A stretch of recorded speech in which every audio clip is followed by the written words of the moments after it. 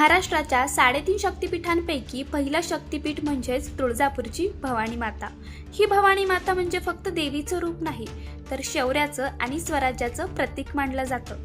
छत्रपती शिवाजी महाराजांनी स्वराज्य स्थापनेच्या वेळी याच भवानी मातेची आराधना केली होती. असं मानलं जातं की तिनेच महाराजांना भवानी तलवारही दिली होती. म्हणूनच भवानी मातेचा संबंध थेट शिवशौर्याशी आणि हिंदवी स्वराज्याशी जोडला जातो. मंदिराचं वैशिष्ट्य म्हणजेच इथे देवीला तुळजाभवानी म्हणून ओळखतात. मूर्ती काळ्या दगडातली आहे आणि तिचं तेज पाहिलं की भक्त भारावून जातात. प्रत्येक वर्षी लाखो भाविक इथे येऊन तुळजाभवानी मातेचा जागर करतात. तुळजाभवानी मातेची खरी ओळख म्हणजेच रक्षण करणारी, शत्रूंचा नाश करणारी आणि भक्तांना संकटातून बाहेर काढणारी देवी.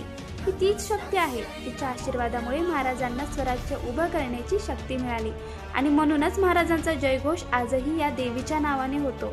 जय भवानी, जय शिवाजी.